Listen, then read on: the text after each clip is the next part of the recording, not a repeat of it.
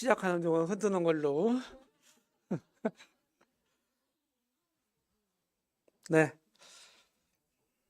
잘 들으시기 바랍니다. 여러분 교재에는 이게 없는 거예요. 자, 1월 달하고 요번까지 만들어진 자료입니다.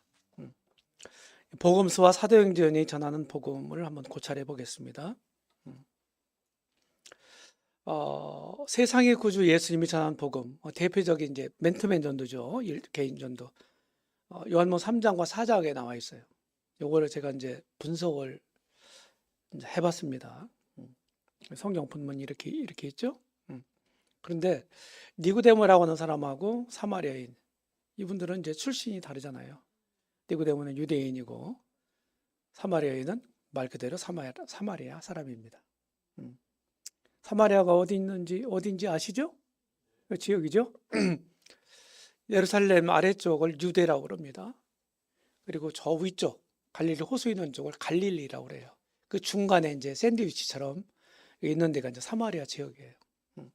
거기는 이제 뭐 역사적으로 올라가면은 저쪽 아시리아, 아수르 그때 점령당했을 때 이제 혼혈족들이 거기서 이제 살게 됐어요. 이렇게 그 아수르 제국에 의해서. 그래서 이제 유대인들에게는 이제 좀 멸시를 당하는, 상종도 않는 이런 사람들입니다. 예, 니고데모는 이렇게 신분이 달랐고 사마리아인은 서민이라고 좋게 표현했는데 아마 서민 중에서도 더 굉장히 안 좋은, 이런 사회적으로 안 좋은 이런 계층에 있던 사람이에요. 상태도 사뭇 달랐죠. 성경에 대해서도 굉장히 니고데모는 박식했죠. 예? 이스라엘 선생이라고 그랬잖아요. 그죠? 이스라엘 선생. 하나님 말씀을 이제 백성들이 가르치는 이런 사람이었단 말이에요. 그런데 사마리아인은 그렇지 않았어요. 대화 주제는 거듭남이라는 주제를 가지고 니고데모에게 우리 주님이 말씀하셨고, 사마리아 여인에게는 생수와 예배예요. 니고데모는 밤에 찾아왔고 예수님을 찾아왔고 스스로, 사마리아 여인은 주님이 찾아갔어요. 그죠? 이게 다 사뭇 다르다 이 말이죠. 네, 그런데 결과는 다 똑같다. 저는 니고데모도 성경에 구원받았다, 이런 명시적인 말은 없어도 저는 구원받았다, 이때 주님을 믿게 됐다, 거듭나게 됐다, 이렇게 제가 믿습니다. 그 이유는 니고데모라고 하는 이름이 요한복음에만 세 번 나와요. 여기 3장에 나왔고 예수님 만났죠? 예. 그 다음에 7장에 보면은 점점점 예수님에 대한 그 반대가 고조되고 있는 분위기였어요. 유대 사회에서. 그때 예수님에 대한 변호를 합니다. 이게 쉬운 게 아니에요. 예수님을 반대하는 사람들의 주동자가 누구예요? 니고데모와 같은 사내들인 공의원들이거든요. 그렇죠? 자기 동료들은 막 반대하는데, 앞장서고 있는데, 주도하고 있는데, 그 중에 한 멤버가 예수님에 대해서 변호했다? 보통 일이 아닌 거예요. 그렇죠? 그 다음에 이제 자기 동료들에 의해서 막 이렇게 해가지고 백성들, 민중을 선동해가지고 어떻게 됩니까? 빌라도는 예수님을 석방하려고 했는데 십자가 못 박혀 죽게 선동을 하잖아요. 그렇죠? 그 밀란이 일어나는 것을 두려워해서 빌라도가 그럼 너희들 하고 싶은 대로 해. 바나바를 석방시키고 애꿎은 예수님을 십자가 못 박도록 내줘요. 그리고 돌아가셨잖아요. 십자가에서. 장례를 치르죠. 언제 죽으셨어요? 금요일 날 오후 3시. 우리 시간으로 오후 3시. 예. 제 9시에 죽으셨잖아요. 그죠? 이제 3시에 못 박혀서 우리 시간으로 9시에서 오후 3시까지. 그리고 이제 유대인들에게는 금요일 날 저녁 6시면은 안식일이 시작돼요. 우리는 아침 시간은 새날이 됐다. 아침부터 따지자 낮부터. 유대인들은 창세기 1장에 의해서 이는 저녁이 되며 아침이 되니 첫째 날이니라. 이 말씀대로 저녁부터 시작되는 거예요. 금요일 날 우리가 따지는 금요일 날 저녁 6시부터 안식일이 시작되는 거예요. 아무것도 하면 안 돼. 장례 치러도 안 되고. 그러니까 자, 예수님이 운명하신 숨진 시간부터 안식일이 시작되는 시간까지 몇 시간 갭이 있어요? 3시간밖에 없어. 서둘러서 장례를 치르는 거야. 이때 아리마다 요셉과 함께 어떻게 합니까? 니고데모가 같이 장례를 치릅니다. 맞죠? 이 보통 일이 아니라니까요. 이 당시에는. 그래서 진정한 예수님에 대해서 진짜 믿는 사람이 아니면 이렇게 할 수는 없다. 그 당시 분위기나 니고데모의 그런 신분이나 이런 걸 볼 때. 그래서 저는 천국 가면은 아마도 니고데모 형님을 만날 수 있지 않겠나. 네, 이런 기대가 있습니다. 사마리아 여인은 뭐 천하잖아요. 내가 메시아 만났다고 동네 들어가서, 그죠? 그런 거 보면 분명해요. 구주로 고백하고 증거합니다. 다 얻었어요. 자, 이 사실을 한번 조금 짚어보겠습니다. 자, 니고데모는 성경을 잘 알고 있는 사람이었다고 그랬죠. 그렇죠? 쭉 내가 거듭나야 되겠다. 거듭나지 않으면 하나님 나라 볼 수 없다. 응? 거듭나는 게 뭐지? 거듭나는 것이 어머니 뱃속에 들어갔다 다시 나오는 거예요? 그러니까 이 사람은 이런 니고데모가 이런 질문을 하는 것은, 반문하는 것은 뭡니까? 거듭난다고 하는 말을 이해도 못했을 뿐만 아니라 거듭나지도 못했다 하는 반증이다 이란 말이에요. 그러니까 5절에서 뭐라고 얘기합니까? 내가 진실로 진실로 내게 이르노니 사람이 물과 성령으로 거듭나지 아니하면 하나님 나라에 들어갈 수 없다. 이게 또 말씀하는 거예요. 좀 구체적으로.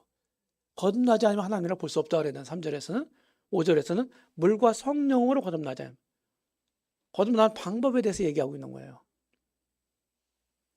6절.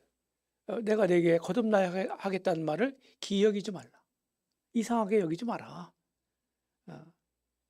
바람이 이무이로 불되 그 바람이 어디서부터 어디로 가는지 우리가 알지 못하는 것처럼 성령으로 난 사람은 다 이러하다. 이랬잖아요. 학자들은 그 물과 성령, 거듭난다고는 말이 신약성경에 여기 요한복음 3장 말고 한 3군데가 더 있어요. 야고보서 1장 18절.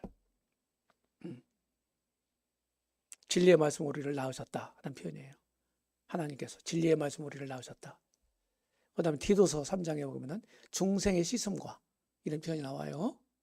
그 다음에 베드로전서 1장 23절에 보면 너희가 거듭난 것이 썩어져 씨로 된 게 아니고 항상 살아있는 하나님 말씀으로 됐다. 그럼 여기 물이 뭐예요? 침례를 가리키는 거예요? 아니에요. 하나님 말씀을 가리키는 말이다. 다른 말씀과 함께 볼 때. 맞죠? 그러니까 요한복음에 이제 4장에 또 물에 대해서 얘기하고 있고, 그 다음에 7장에서도 그 배에서 생수의 강이 흘러나리라 이런 표현이 있거든요.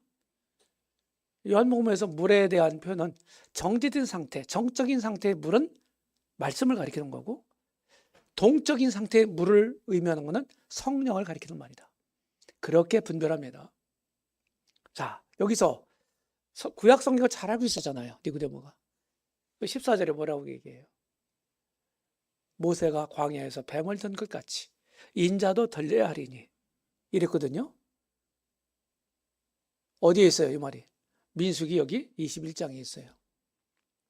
백성들이 이 광야길을 쭉 가는데 마음이 상했다는 거예요. 마음이 상했어. 그래서 백성이 모세를 향해서 원망해요. 하나님과 모세를 향해서 원망해. 원망이 뭐예요? 죄죠. 여호와께서 불뱀들을, 죄를 지으면 어떻게 해요? 하나님이 응징하시죠. 심판하시죠. 불뱀들을 백성 중에 보내서 물게 하셨어. 죽은 사람들이 많아. 그러니까 아이고 큰일 났구나. 그럼 백성들이 우리가 범죄했으니 이 뱀들 우리에게 떠나게 해주십시오. 이게 뭐예요? 우리가 범죄 회개잖아요. 그죠? 우리 안 그래요. 회개예요. 그 다음에 여호와께서 놋뱀을 만들어 장대 위에 달라 물린 자마다 그것을 보면 살리라. 죽어가는 사람들이 살아날 수 있는 방법을 말씀하신 거예요. 모세에게. 이 모세가 하나님 말씀대로 놋뱀을 만들어 장대 위에 달았어요. 이것이 모세가 광야에서 뱀을 든 것 같이 이 표현이에요. 자, 뱀에게 물린 자마다 죽어가고 있잖아요. 여기 불뱀이라고 하는 말은 그냥 쉽게 얘기해서 코브라예요, 코브라. 맹독을 가지고 있는 뱀이에요. 물리면 그냥 죽는 거예요. 죽어가는 사람이 많았다고 그랬잖아요.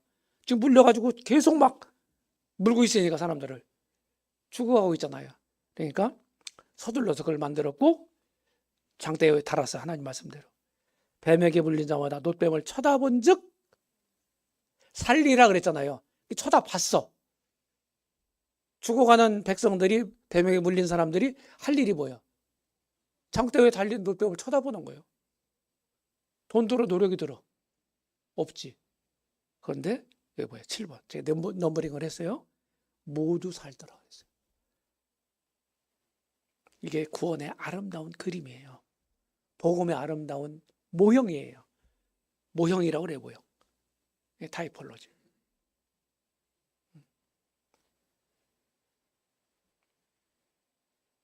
놀랍죠? 그 영적 대화로 이끌어 가셨고 니고데모에게 거듭난 것을 이성적으로 이해될 수 없다고 말씀하셨어요. 예, 성령으로 난 것은 성령이, 육으로 난 것은 육이다. 이렇게 말씀하셨어요. 예수님이 니고데모의 민수기 21장 불뱀 사건을 통해서 거듭나의 진리를 깨우치셨어요.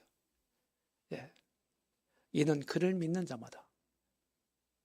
인자도 들려야 된다 그랬죠. 모세가 뱀을 든 것 같이 광해, 그죠? 인자도 들려야 한다. 십자가에 죽으실 것을 말씀한 거예요. 우리 주님 직접 자기 자신이. 이는 그가 누구예요? 십자가에 달려 죽으신 예수님이죠. 그죠? 그를 믿는 자마다 영생을 어떻게 하려 하십니다. 이게 무슨 내용인지 금방 알아차렸을 거예요. 니고데모는. 그래서 이 예수님의 전도를 통해서 니고데모가 거듭났다, 믿었다, 구원받았다. 저는 그렇게 믿습니다. 그 다음에 사마리아 여인에게 전한 복음.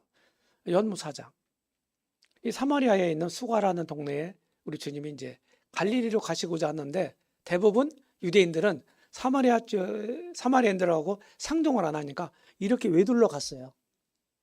저쪽 지금 현재 요르단 쪽, 베리아 쪽으로 이렇게 돌아서 거기로 거쳐가지 않고 유대에서 갈릴리를 가려면. 근데 우리 주님은 곧장 올라가신 거예요.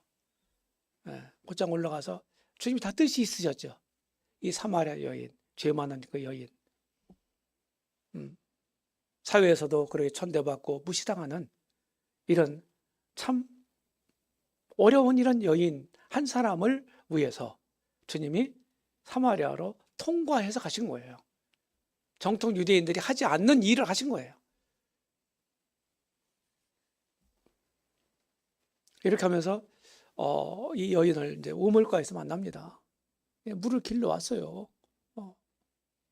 야곱의 우물. 거기에 이제 지금은 막 뭐 방 안에서 그냥 딱 수도꼭지 딱 들어 물이 철철철 나오잖아요. 이런 세상이 어디 있습니까?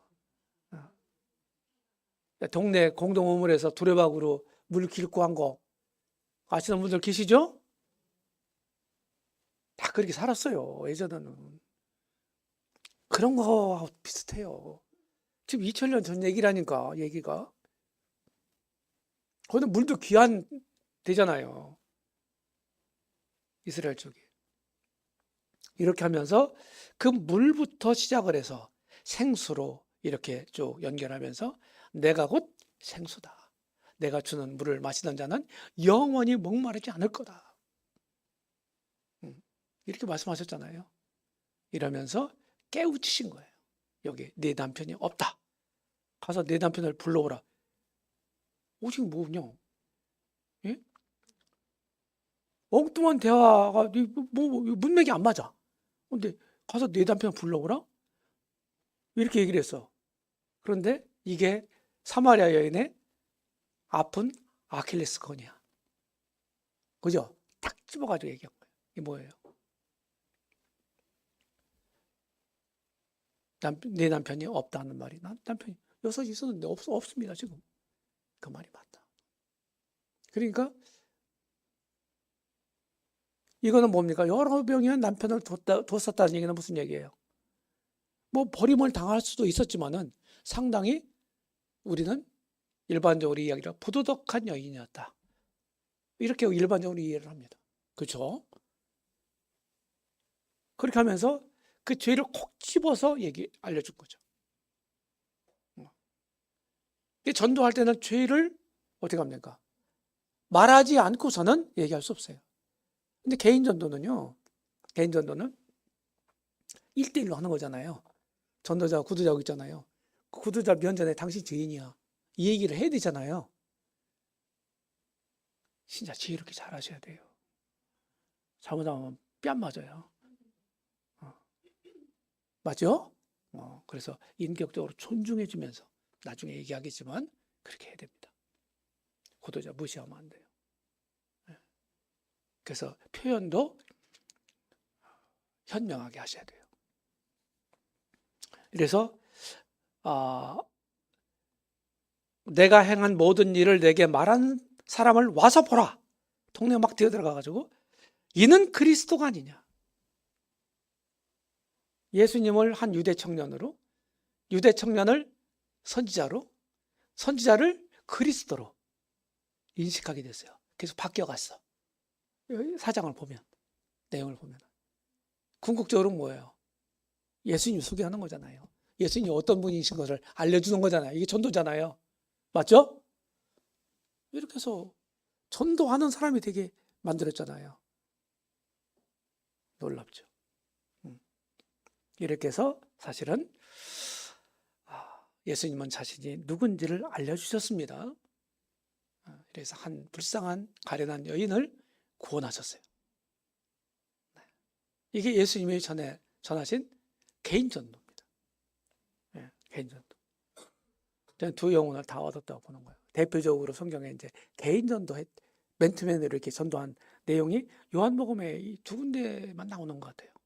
다른 데는 제가 그냥 뭐 많은 대중들 앞에서 말씀 전하시고 그랬잖아요.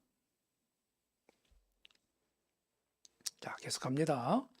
자, 그 다음에 유대인의 사도 베드로가 전한 복음을 보겠습니다. 자, 이렇게 표를 제가 대표적으로 사도행전 2장 1절 오순절 날이죠. 그 다음에 사도행전 10장 이 누구한테 전한 거예요? 이방인 고넬료에게 전한 거죠. 그렇죠? 베드로가 전한 이런 그 설교문이 한 3개 정도 있어요. 좀 설교라고 하는 게 복음 전하겠던 거. 그 중에 글을 한번 보겠습니다. 보세요. 이렇게 다 달라요. 여기는 오순절날 사도행전 2장을 쭉 보면은 15개 지역, 15개 나라라고 해도 되죠. 15개 지역에서 살던 다른 나라에서 살던 유대인들, 다른 팔레스틴이 아닌 다른 지역에서 사는 사람들을 뭐라고 불러요? 디아스포라라고 그러죠. 그죠? 이 디아스포라들이 예루살렘에 온 거예요. 왜 왔어? 유대인의 레위기 23장에 보면 7절기를 하나님 주셨죠. 6월절부터 시작해서 6월절, 무교절, 그 다음에 초실절, 오순절, 그 다음에 나팔절, 속죄일, 초막절 7개. 그 중에서 3가지 6월절, 오순절, 초막절 이게 3대 명절이에요. 출애굽기서부터 보면은 이 3가지 명절 때는 유대인들 남자면 세상 어디에 살든지 다 예루살렘에 와서 예배를 드려라. 이 명령하세요. 1년 3차씩 예루살렘에 오라고 하나님 명령하셨어요. 그러니까 그 말씀을 따라 이 사람들이 온 거야. 오순절날. 근데 그때 약속된 성령이 딱 오셔갖고 강력한 능력으로 복음을 전하게 해요. 이렇게 해서 듣는 거거든요. 그럼 막 여기서 쉽게 방언이 터지잖아요. 그렇죠? 연습해서 터진 게 아니에요. 훈련해서 터진 게 아니에요. 성령 임하니까 터진 거야. 이게 이 방언이 어떤 방언이에요? 각 지역에서 여러 지역에서 나오잖아요. 거기 살던 사람들이 우리 미국에 미국 교포들이 살죠. 그러면 한국인이긴 하지만 그 사람들은 평상시에 뭘 써요? 어떤 말을 써요? 영어를 쓰겠지. 그렇죠? 그러니까 그런 말에 익숙하단 말이에요. 자기들이 알아들을 수 있는 언어로 각각 다 복음을 들은 거예요. 다 알아들었어. 이해하지 못한 신비한 소리가 아니었어. 이렇게 해서 이날에 제자의 수가 3,000이나 더하더라. 이렇게 말씀하고 있죠? 자, 10장에는 로마 군대의 백부장 고넬료가 나와요. 백부장은 요새로 말하면 중대장 정도 돼요. 우리나라 군대 체계로 보면 중대장은 대위 정도가 되죠? 맞아요? 대위 정도가 중대장 하잖아요. 아주 그런데 이 사람은 아주 경건한 사람이었어요. 하나님을 경외하고 또 사람들을 구제도 많이 하고 선행을 많이 베푸는 사람들이야. 주변 사람들로부터 다 이방인이었지만 하나님 경외했다. 그래서 아마도 이 고넬료는 유대교로 개종한 사람이 아니었겠나, 이런 추론이 가능합니다. 하여튼 성경 그렇게 나와 있어요. 이 사람이 어떻게 합니까? 베드로를 초청하잖아요. 중절도를 2명 보내가지고, 그렇죠? 피장이 시몬의 집에서 올라가서 그 지붕에 올라가서 기도하고 있는 이런 그 베드로를 초청하지 않습니까? 그러니까 준비된 구도자야, 이 사람들. 그래 말씀 듣잖아요. 처음에는 막 꺼리다가 어떻게 이방인들한테, 저 상하라 개들한테 어떻게 복음을 전해? 우리하고 차원이 다른 존재들인데 저거. 이런 유대인들에게 가지고 있었던 그런 어떤 기본적인 마인드 있잖아요. 이방인들에 대한 선입견, 이걸 베드로도 가지고 있었다고요. 그런데 유대인들이 먹을 수 없는 그런 것들이 가득 담긴 바구니가 3번이 하늘에 올라가잖아요. 잡아먹으라고 하잖아요. 이제 그 환상을 통해서 이거 깨우치신 거예요. 유대인들이 가지고 있는 고정관념을 깨신 거예요. 이방인들에게 나가라, 이제 네가. 그때 바로 하나님 딱 맞게 고넬료가 보낸 중졸 둘이 베드로 찾아온 거예요. 그러니까 그 사실을 깨우치고 있었던 환상을 봤는데, 이방인들에게 가서 복음 전하라고 하시는 거구나. 하나님이 알아차리고 가잖아요. 가서 복음을 전해요. 전하면서 이스라엘 역사 성경, 구약 성경 쭉 훑어서 전해요. 다윗까지 와서 다윗은 여기 이제 쭉 얘기를 하면서 여기 보세요. 만유의 주 되신 예수 그리스도를 그들이 나무에 달아 죽였으나, 예수님 죽으시면 얘기하죠. 하나님이 3일 만에 다시 살렸다, 이렇게 했잖아요. 그래서 부활하신 예수님을 하나님의 산자와 죽은 자의 재판장으로 정하셨다. 이 사람인 것을 증언하게 하셨다, 얘기하잖아요. 듣고자 해서 하나님 앞에 있다. 그래서 그들이 믿는 자마다, 그를 믿는 자마다 그랬어요. 그가 누구예요? 예수 그리스도죠. 믿는 자마다 그 이름을 힘입어 죄사함을 받는다. 의롭다함을 받는다. 그 이름을 힘입어. 이렇게 말씀하고 있는 거예요. 예수님 믿어서 구원받는 겁니다. 십자가 믿어서 구원받는 게 아니에요. 역사적 사실을 우리가 인지하는 게 아니고, 믿는다는 것은 역사적 사실을 이루신 그분을 내가 믿는 거예요. 우리 확실히 아셔야 돼요. 그 표현도, 복음 전할 때 표현도 이렇게 해야 돼요. 십자가 믿으면 구원받아. 예수님 피 믿으면 구원받아. 저는 무슨 의미를 얘기하는지 알지만 좋은 표현 아니다. 피가 뭡니까? 대가예요. 생명을 뜻하잖아요. 피는. 육체 생명은 피에 있다. 레위기 17장 11절에서 말씀하잖아요. 그것은 예수님의 목숨을 가리키는 거예요. 생명을 가리키는 거라고. 우리의 죄값을 대신 지불하기 위해서, 대속하기 위해서 그 생명을 버리셨다 하는 뜻이에요. 피라고 하는 말이. 십자가의 피로 화평을 이뤘다 하는 표현도 성경에 있거든요. 이제 그 말이 무슨 말이에요? 그 피 자체를 말하는 게 아니라 그것이 의미하는 게 뭐냐 이거예요. 예수님의 목숨, 다시 말해서 예수님을 통해서, 그런 의미란 말이에요.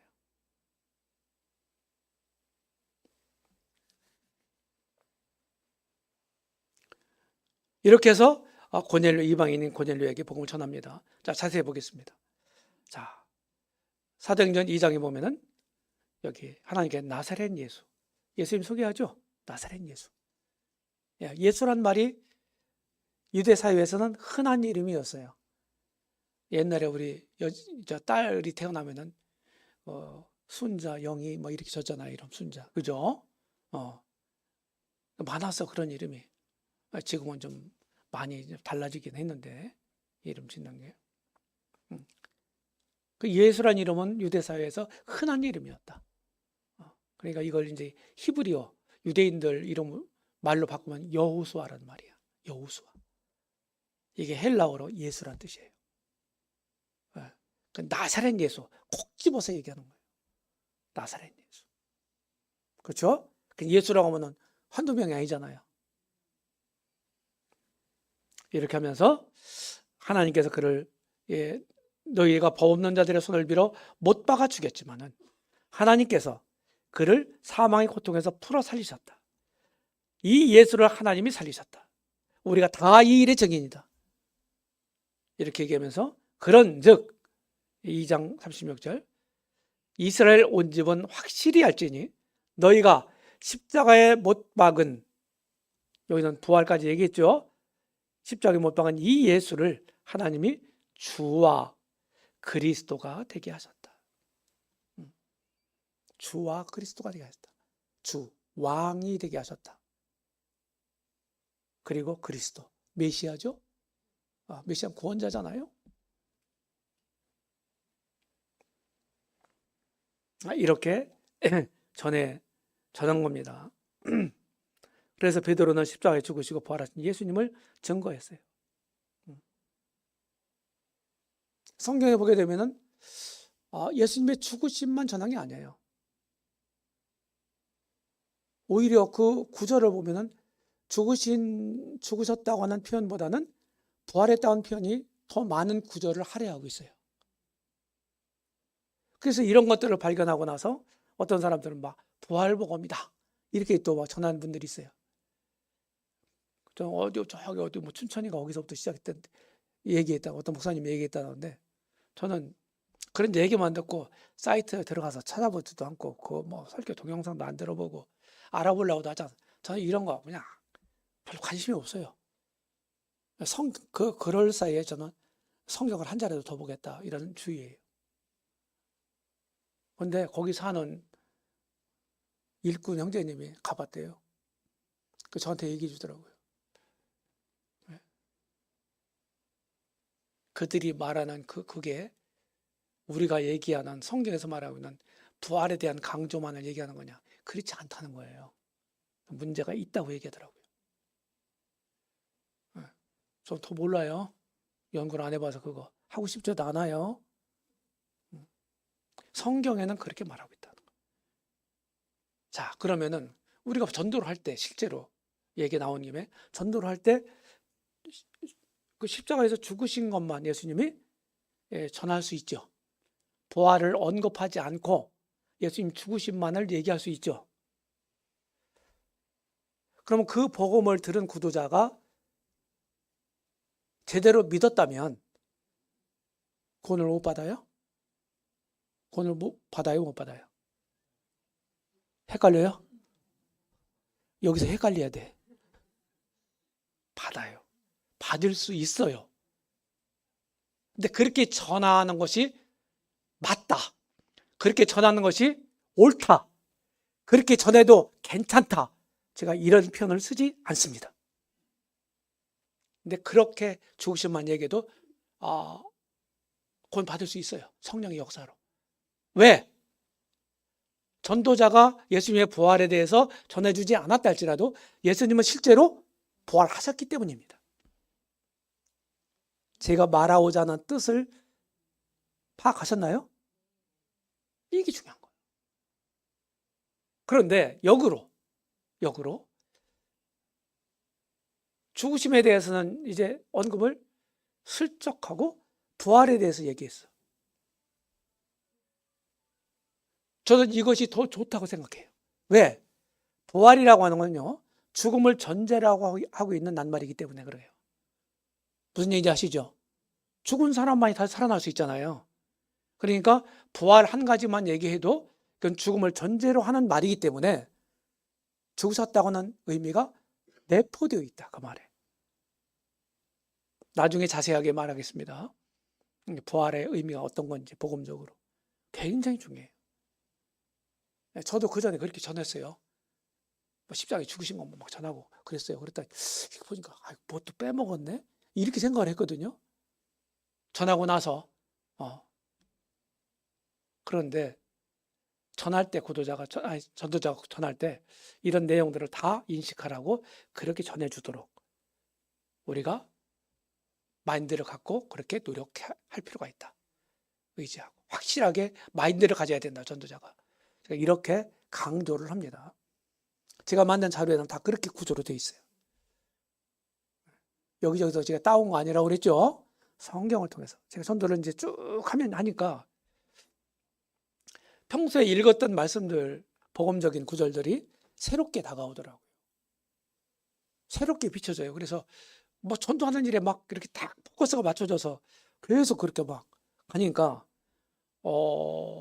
복음적인 구절들, 놓쳤던 구절들, 더 깊은 의미를 파악하지 못했던 그런 구절들도 새롭게 다가오고 새로운 깨우침이 오더라고요.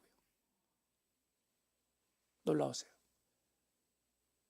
그럴 때마다 이제 그런 것들을 정리해서 이렇게 자료를 만든 거예요. 베드로는 예수님의 십자가, 심자가라고 되어 있네요. 예, 십자가입니다. 네.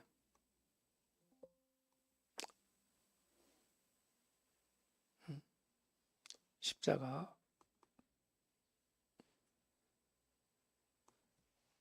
이것도 고치려면 힘들어요, 나중에. 네.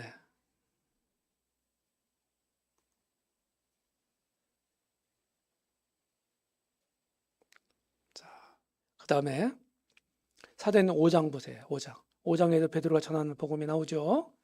여기에도 보면은 막 같은 내용이에요. 여기 보세요. 이 본번 제가 이제 한 슬라이드 여러분 책이 없어요. 없어요. 있는 건 얘기를 하겠습니다. 네, 성경 찾아보세요. 제가 이제 모든 구절들을 다 이렇게 여기다 많이 이렇게 이종할 수가 없어요. 글씨가 조그맣잖아요. 그래도 여기 보면은 너희가 나무에 달아주긴 그랬어요. 너희가 나무에 달아주긴. 그죠? 나무에 달아주긴. 예수님 죽으심에 대한 얘기했잖아요. 이 예수 한 인격체를 얘기하고 있죠? 우리 조상의 하나님이 살리시고 예수님 부활을 얘기하고 있죠? 맞아요? 지금 전도하고 있다니까요, 베드로가. 이스라엘에게 회개함과 죄사함을 주시려고 그를 오른손으로 높이셔 가지고 임금과 구주로 삼으셨다. 자, 임금이란 말이 아까 사도행전 2장 32절에서 여기 주라고 하는 말과 같은 말이에요. 임금이. 무슨 얘기인지 아시죠? 그 다음에 아까 그리스도가 되게 하셨다. 그 말하고 구주라고 하는 말하고 같은 말이에요. 그러니까 주와 구주가 되셨다. 우리가 이제 복음 전하고서 맨 나중에 예수님 영접하세요 하는 안내를 할 때 대부분 구주와 주님으로 예수님을 영접하세요. 이런 멘트를 사실은 쓰거든요. 사용하거든요. 그렇죠? 이런 말이란 말이에요. 성경에 있는 얘기예요. 근데 우리는 구주로만 전하지 말라 이거예요. 구주로만. 여기서 제가 강조하는 바는. 구주는 뭡니까? 지옥 갈 죄인이 예수님에 의해서 죄가 사해졌고 용서가 됐고 지옥에서 건짐을 받았다. 건져준 분이다. 구원자다. 이게 구주라는 의미란 말이에요. 그게 끝인가요? 성경 그렇게 말하고 있지 않잖아요. 또 뭘 얘기하고 있어요? 임금이 되게 하셨다. 주가 되게 하셨다 그랬어요. 이 주라고 하는 말은 하나밖에 없는 절대 주권자를 의미하는 거예요. 이 큐리오스라고 하는 말이 보통 말이 아니에요.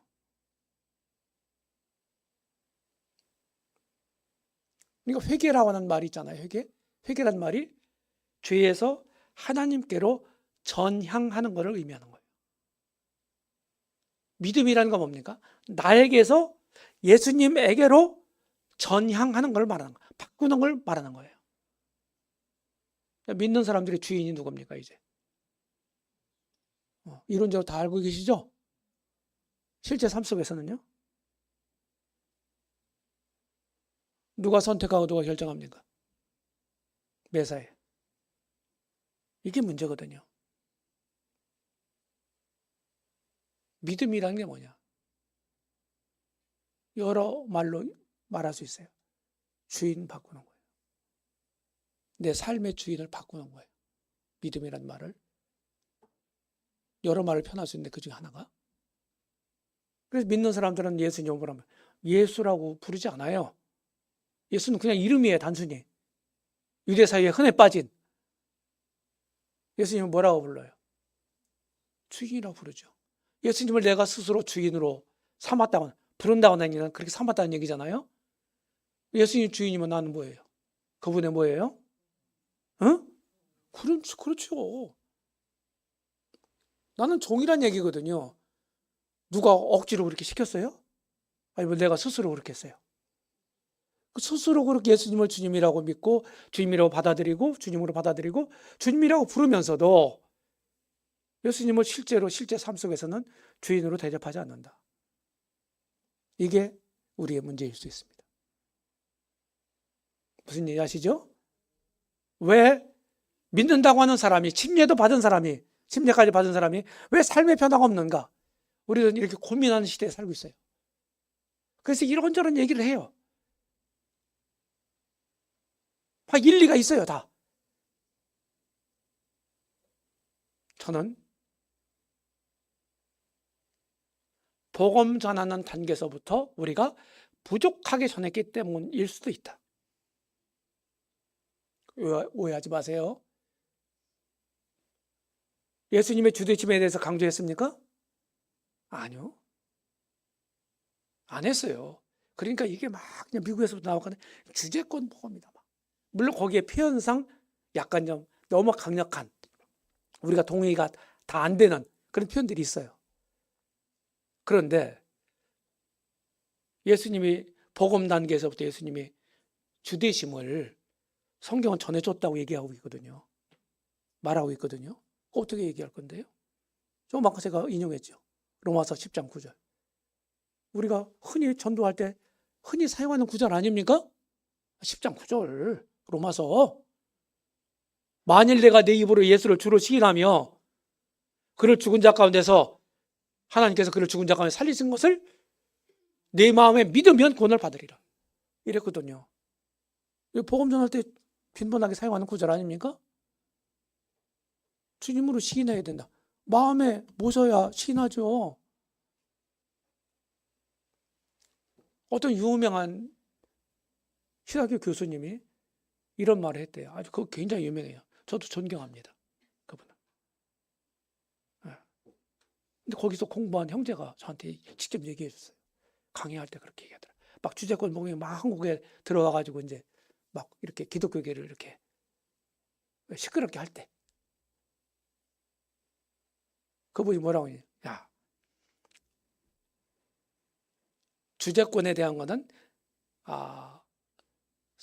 제자도의 과정에서 시작되는 거다. 믿은 다음에 시작되는 거다. 이렇게 표현을 했대요.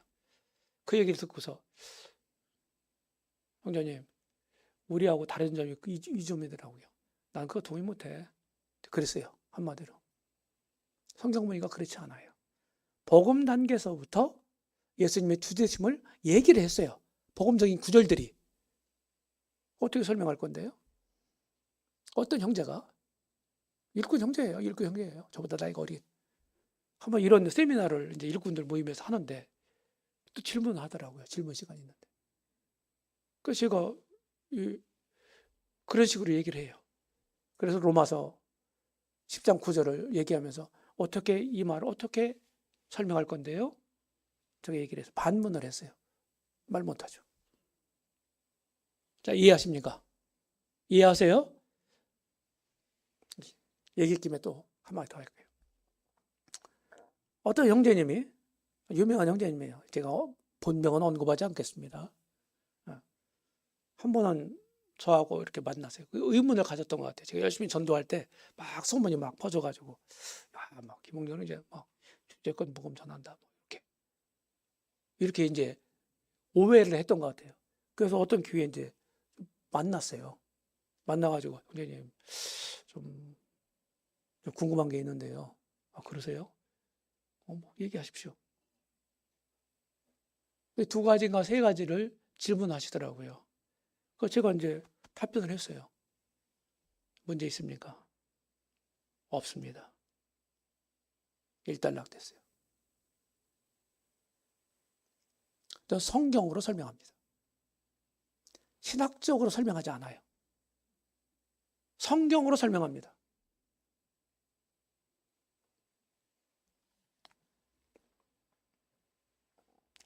베드로는 사내들인 앞에서 협박에도 불구하고 담대하게 말하죠. 십자가에서 죽으시고 부활하신 예수님을 증거하죠. 맞죠? 그래서 나중에 얘기하겠지만 예수님에 대해 증거하는데 그분의 두 인격, 그게 뭡니까? 예수님은 하나님의 아들이시고 예수님은 만인의 주가 되신다. 이거예요. 두 가지 신분이죠. 두 가지 인격. 또 두 가지 사역. 복음의 핵심. 뭡니까? 십자가에서 피 흘려 죽으셨고 다시 죽은 자 가운데 부활하셨다는 거예요. 이건 빠뜨리지 말고 전해. 복음 전할 때. 네, 여기 베드로가 하는 예수님을 임금과 구주로 삼으셨다고 이렇게 전했죠. 자, 그 다음에 아까 10장 고넬료 가족에게 전했던 내용이죠. 여기도 보면 보세요. 그들이 나무에 달아 죽였으나 예수님 죽으심에 대한 얘기했죠. 하나님이 3일 만에 다시 살렸다. 부활도 얘기했죠. 어디 성경을 봐도 죽음만 말하지 않았어요. 이게 우리 모임이 지금 이제 뭐 60년, 70년이 됐잖아요. 그렇죠? 복음을 전해서 열심히 전해서 우리 모임이 이렇게 이제 성장을 했어요. 200개가 넘는 모임이 됐고, 그렇죠? 틀림없어요. 그런데 우리가 좀 부족한 점들이 있었다, 그동안. 제가 이런 표현을 씁니다. 그렇다고 해서 우리 모임의 과거에 일했던 일꾼들을 제가 폄훼하는 게 아니에요. 저는 그 위에 서 있는 사람이에요. 우리의 현재는 우리의 과거의 토대 위에 서 있는 거라고요. 동의하십니까?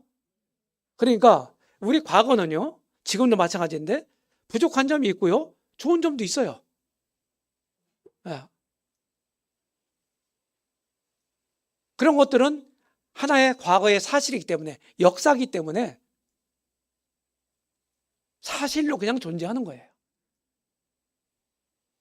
우리가 과거를 부정하라고 얘기하지 않아요. 그건 잘못된 거예요.